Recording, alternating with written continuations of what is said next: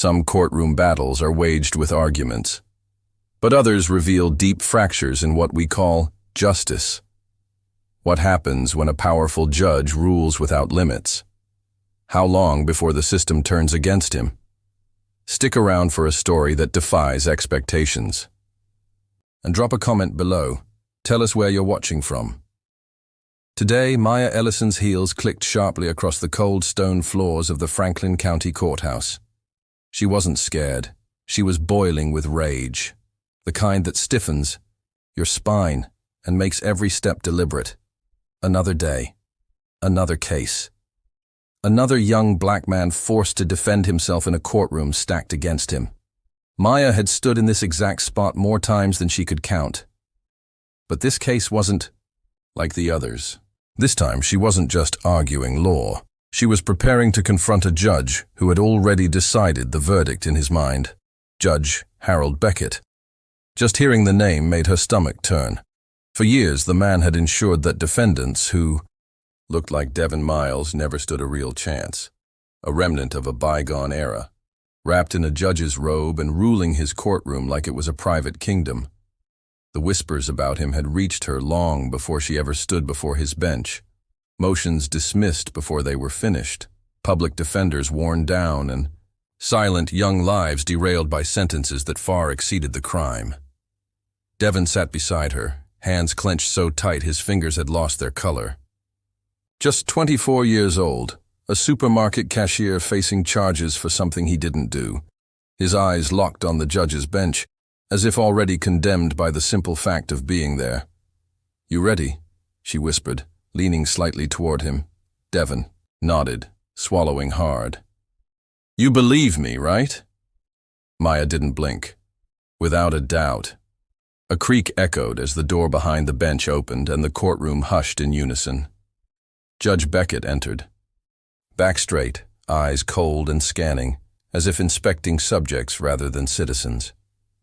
He looked to be in his late 60s, with thinning silver hair and a permanent frown carved into his features.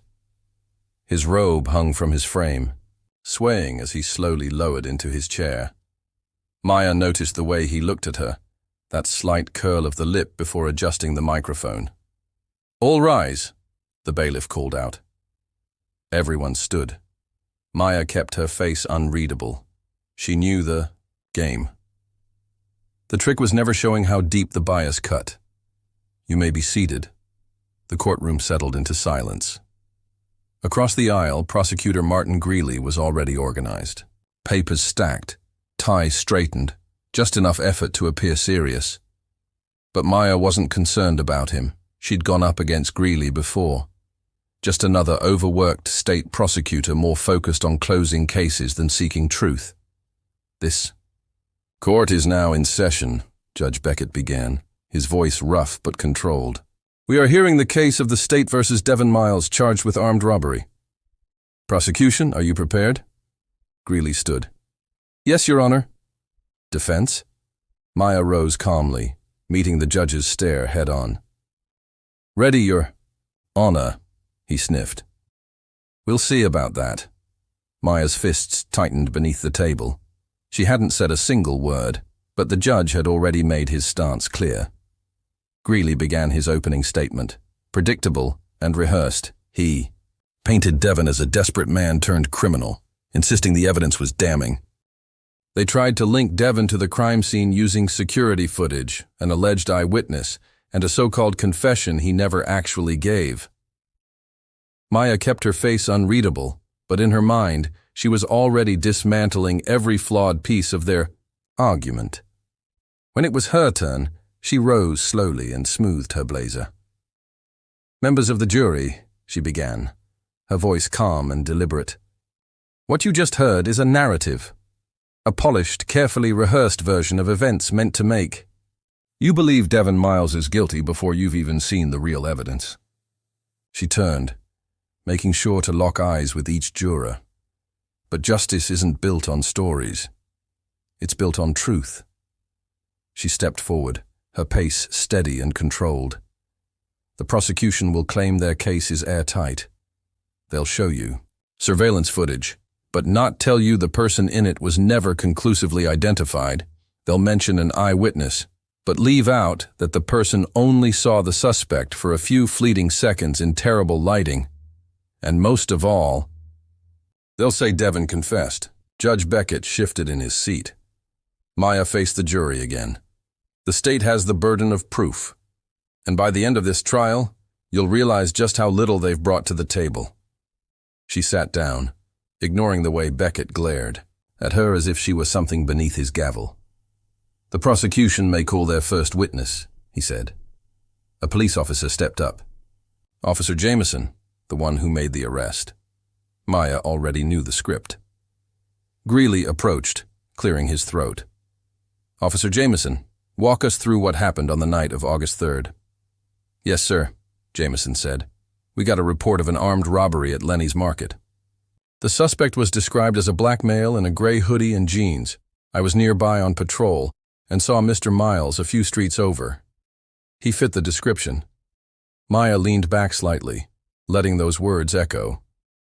Fit the description. The same, vague label that could apply to half the young black men in Eastford on any given evening. Greeley continued. And when you stopped him, what was his reaction? He looked uneasy, Jameson replied. Kept asking why he was being stopped. Did he resist? No, sir. But he was slow to hand over his ID. Maya had to fight the urge to scoff. Slow now passed for suspicious. Did you find any weapons on him? Greeley asked. No, sir, Greeley nodded. No further questions. Maya stood, adjusting her jacket sleeves. Officer Jameson, you said my client matched the description. Can you be more specific? Jameson shifted. Black male, maybe 18 to 25, gray hoodie, jeans. And how many young black men wearing gray hoodies and jeans do you think were out walking that night in Eastford? Greeley jumped in with an objection. Speculation, but Judge Beckett didn't stop her. Jameson cleared his throat. I couldn't say. Maya offered a faint smile. Of course not. She turned to the jury. This entire case leans on assumptions. Assumptions that a young black man on the sidewalk is a threat, that simply existing in a neighborhood makes him a suspect. But assumptions are not proof. And without proof, there can be no justice. She sat back down. And for the first time, Judge Beckett actually looked bothered. Good. She was just warming up. His stare bore into her. Like a warning not to push further. She ignored it. She always did. That quiet satisfaction. The trial had just begun, and Maya had no plans to play by the judge's script. Devin sat silently beside her, his hands still locked together, his breathing shallow and uneven. He wasn't just sitting there. He was bracing for the blow. Maya leaned in slightly, her voice soft. Stay with me, she whispered. He nodded, but his eyes stayed fixed on the witness stand, as if afraid to blink. Judge Beckett cleared his throat. Let's keep this moving, he said, with a tone that left no room for disagreement. Prosecution, call your next witness. Greeley adjusted his collar and shuffled back to his table, flipping through his perfectly stacked files. He smirked before announcing, The state calls Mr. Leonard Parrish to the stand. The doors creaked as an older white man in a worn-out gray work shirt entered the room. Leonard Parrish, the prosecution's star witness. He walked slowly, carefully, like every step needed to be measured before landing. His gray mustache twitched slightly as he eased into the chair, settling like someone who had testified more than once before. Maya watched closely. His posture, the tension in his fingers, how his eyes flicked toward Judge Beckett before a single question had been asked. She'd met men like Parrish before. People who didn't just claim to see something, but saw exactly what they were told to see. Greeley offered his usual pleasant smile, the kind he always used to soften a jury. Mr. Parrish, what's your occupation? He cleared his throat. I run a place called Parrish's Stop and Shop. Been doing it for 28 years. And were you working the night of August 3rd? I was. Can you walk us through what happened? Parrish shifted in his chair, glancing once at the jury, before looking back at Greeley. I was behind the register, closing up. It was getting late. Then I saw someone come in. You mean the suspect? Greeley asked. Parrish nodded. Yeah, black guy, gray hoodie, looked nervous. Kept his hands in his pockets like he was hiding something. Maya felt her jaw tighten. Greeley took a few casual steps. And then, he came up to the counter real slow, Parrish continued. Didn't look at me. Just mumbled something about needing change. Then he reached into his pocket fast, like he was grabbing something. Greeley paused, then asked, And what did you do? I panicked. I thought he had a weapon. The courtroom went still. Greeley let the tension hang. So you felt in danger? Parrish nodded slowly. Yes, sir. I hit the silent alarm right away. As soon as I did, he ran out. And you're certain the person you saw that night is the defendant, Mr. Devon Miles? Parrish turned to look at Devon, squinting slightly as if trying to remember his face. Yes, he finally said. That's him. Greeley turned back to the jury, his smile practiced and calm. No further questions. Maya took a breath, then stood, her heels tapped with quiet confidence as she approached the witness. She stopped just short of the stand, expression unreadable. Mr. Parrish, she began. Just a few questions. He nodded stiffly. Go ahead. You've been running that store for 28 years? That's right. Then I imagine you've had plenty of customers come in late at night. Sure. And you don't call the police on all of them, do you? He straightened slightly. No. Only when something feels off. Maya nodded. Right. And something felt off about my client? She took a step closer. Tell me, Mr. Parrish, did you actually see a weapon? Parrish paused. No, but... Maya raised her hand, cutting him off. No, you didn't see a weapon, you guessed. He shifted, clearly uncomfortable. You guessed, because he's black. Because he wore a hoodie. Because somewhere, at some point, someone convinced you that a man who looks like Devon isn't just a shopper. He's a threat. Objection, Greeley shouted. She's leading the witness. Sustained, Judge Beckett snapped. Stick to the facts, Ms. Ellison. Maya turned back to Parrish. You told the police the man ran the second you hit the alarm. Is that right? Yes. And you also said his hands stayed in his pockets the entire time. Parrish nodded. That's correct. Maya tilted her head slightly, a cool smile forming. Then help me understand, Mr. Parrish. If his hands never left his pockets, how exactly did you get such a clear look at his face to make a positive ID? Parrish blinked. You also said he didn't make eye contact. She folded her arms. And yet, somehow you claim you're absolutely certain he's the same man. The tension in the room deepened. Parrish licked his lips. I saw enough. Before he left. Or, Maya asked quietly, did someone show you a photo of my client and suggest that he was the one you saw? Objection. Overruled. Parrish clenched his jaw. I know what I saw.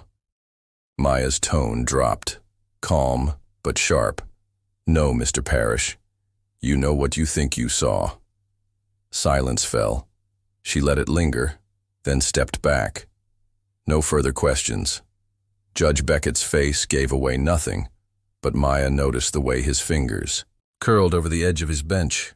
He was annoyed. Good. So was she. Because this wasn't about facts. It was about control. And for now, he still had it. The heavy courtroom doors thudded behind her as she stepped into the hallway. The sound echoed, but Maya hardly noticed. Her heart was still pounding, and Judge Beckett's glare lingered like humid air, heavy and stifling.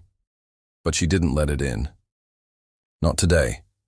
Not when Devon's entire future rested on her staying sharp. Devon walked beside her, hands jammed into his pockets, shoulders tight with tension. He hadn't said a word since they left.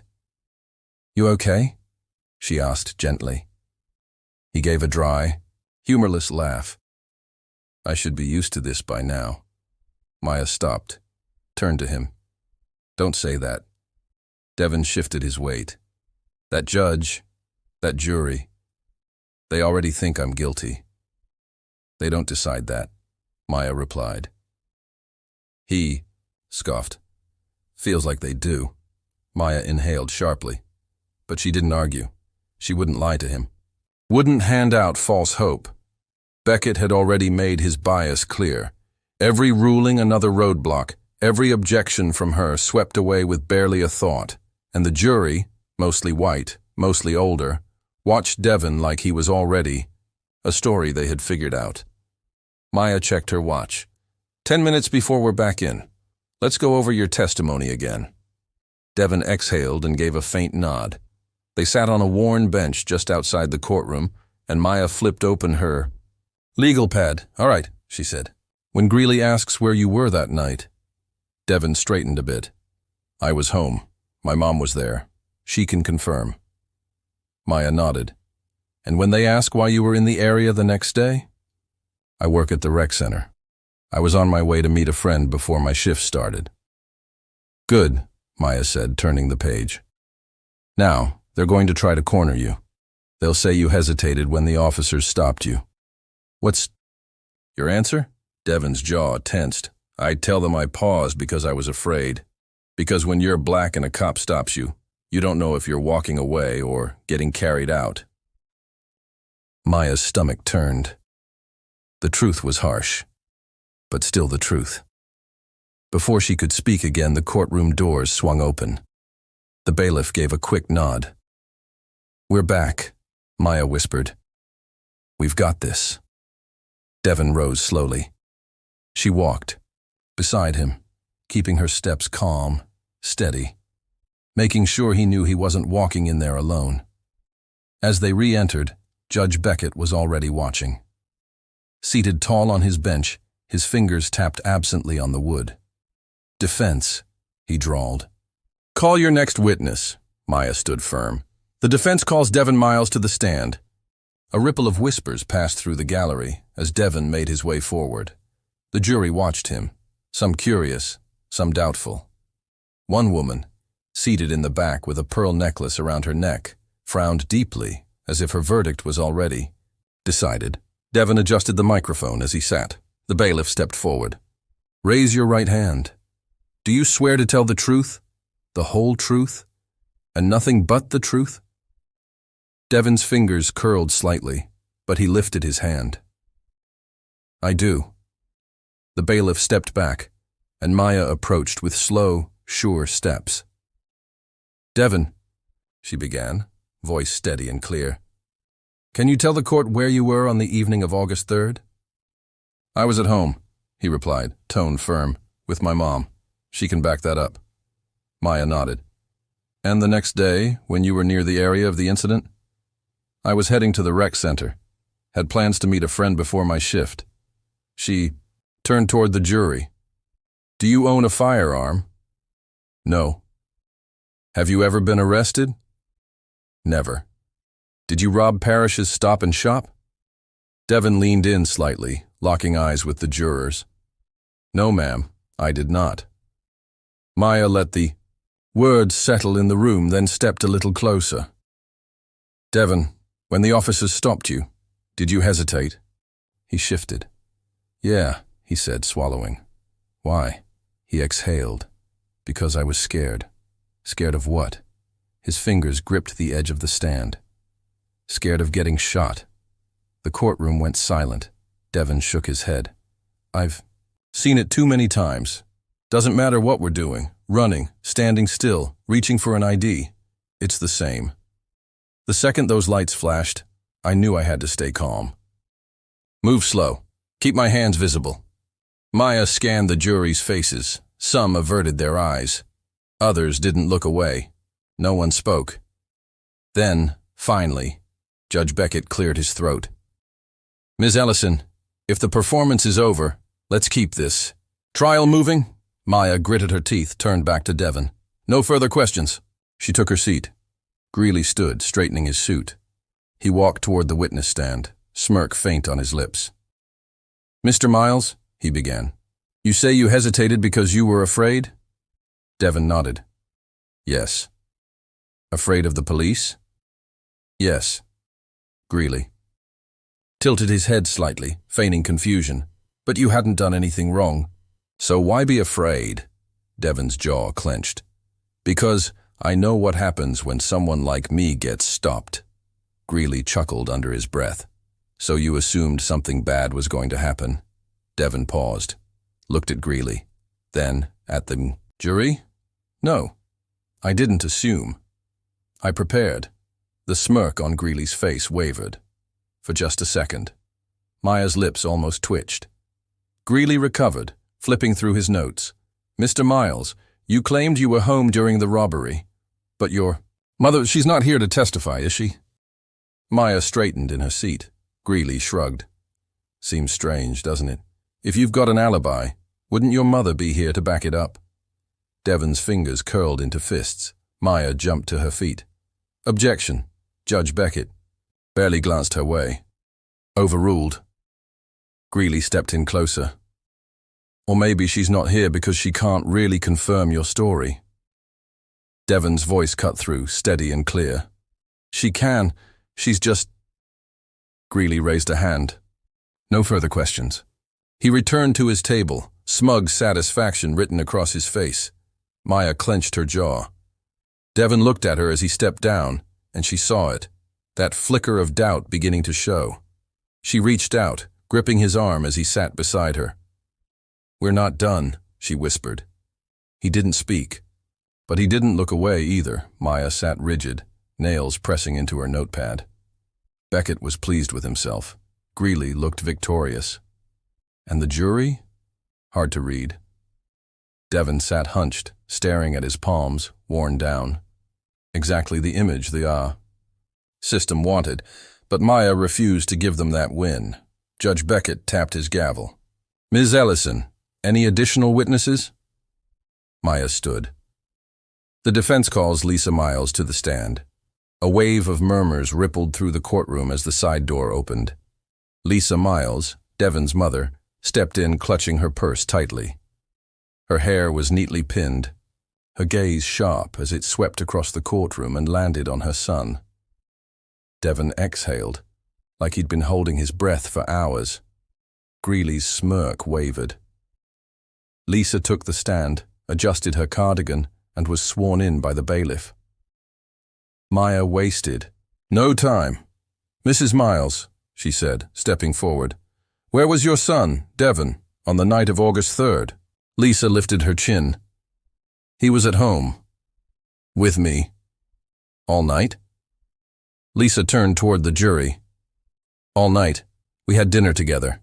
He helped me clean up. Then he stayed in the living room watching TV while I read in bed. He never left the house." Maya could feel it. The energy in the room had changed. The jury was listening now. She continued. "The prosecution suggested you weren't here earlier because you couldn't confirm Devon's alibi. Why weren't you here sooner?"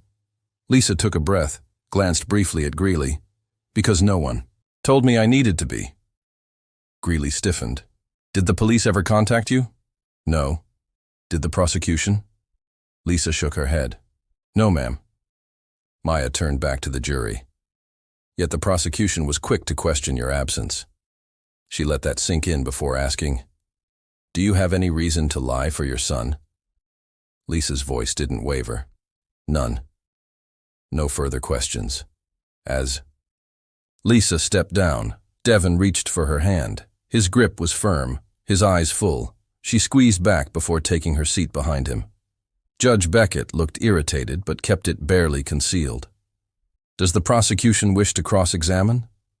Greeley hesitated. He looked at Lisa, then the jury, then back at the judge. "No, Your Honor." Maya almost smiled. Beckett cleared his throat. "Very well. Are we ready for closing statements?" Greeley went first. His delivery was steady, practiced. But something had shifted. The jury had heard Devon speak. They'd seen the woman with no reason to lie stand up for her son. Greeley tried to spin it, claimed memories could be flawed, Fear could cloud details, but Maya could see it. He had lost them. When Greeley finished, he stepped back, his shoulders slightly slumped. Maya rose from her chair. She walked slowly to the center of the room, letting the sound of her heels cut through the silence. "Ladies and gentlemen of the jury," she began, her tone even and composed. "You've heard two stories in this courtroom, one crafted by the prosecution, built on shaky assumptions, a rushed investigation, and a flawed identification, and the other is the truth." She paused, locking eyes with the jurors, one by one. Devon Miles is not a criminal. He is not a danger. He's a son, a brother, a young man who found himself in the wrong place at the wrong time, and at the mercy of a system that too often sees black men as guilty before they even speak. She stepped forward. "The state wants you to think that Devon's hesitation was proof of guilt. But you heard him. You saw him. He hesitated because he was afraid. And can you blame him? We've all seen the headlines. We've all watched the videos. Devon did what countless black men are taught to do. He stayed calm. He complied. And still, he was arrested." She let the silence linger. "So I ask you, what does justice really mean? Is it rushing to judgment, based on fear and bias, or is it stopping to truly hear the evidence, to examine the facts, to see the truth?" She stood straighter. "And the truth is, the prosecution has not proven its case beyond a reasonable doubt. The truth is, Devon Miles is innocent, and justice, true justice, demands you let him go home." She sat down, her words still, hanging in the air. Judge Beckett shifted in his seat, expression unreadable. "The jury will now deliberate." The bailiff guided the jurors out of the room. Devon leaned toward Maya. "How long do you think it'll take?" She took his hand, squeezed it once. Longer than it should, but not forever. 30 minutes later, they returned. Maya could feel her heart pounding in her chest. Devon sat frozen, his mother gripping the edge of her seat. The jury foreman, a middle-aged black man with tired eyes, stood holding the verdict in his hand. Judge Beckett nodded. "Has the jury reached a verdict?" "We have, Your Honor." Maya held her breath. The foreman unfolded the paper. "On the charge of armed robbery, we find the defendant not guilty." It felt like the air was pulled from the room. Devon gasped. His mother sobbed aloud. Maya exhaled, relief rushing over her like a wave. Judge Beckett's jaw clenched, but he had no choice. "The defendant is free to go." Devon turned to Maya, his eyes wide in disbelief. "I can leave?" She nodded. "You're free." His mother rushed to him, wrapping him in her arms. Her cries were muffled against his shoulder. Devon held her back, his whole body shaking with the weight of it all. They had done it, but before Maya could even take it in. A loud sound cut through the room. The slam of a door. Heavy boots echoed across the marble floor. Law enforcement officers stepped in. Judge Beckett barely had time to react before a tall agent in a dark suit stepped forward. "Judge Harold Beckett," he called out, his voice echoing. "You are under arrest for corruption, obstruction of justice, and abuse of power." Gasps filled the courtroom. Maya stared, stunned. Beckett stood, his face going red. "This is outrageous. On what grounds?" The agent smirked. "We've got the records, Your Honor. You thought no one would hold you accountable. Turns out, you were just next in line." 2 officers moved in, placing cuffs on him. Beckett struggled. "You don't know who you're dealing with." The agent patted his shoulder. "Oh, we do." As they pulled him away. As Judge Beckett was led away, Maya turned back toward Devon. He was still staring, eyes wide with disbelief. He let out a slow breath, shaking his head. "I didn't think justice actually worked like that." Maya gave a soft smile, tucking her legal pad beneath her arm. "Sometimes," she said, "it takes a little longer than it should." She looked him in the eye. "But today, it worked just right."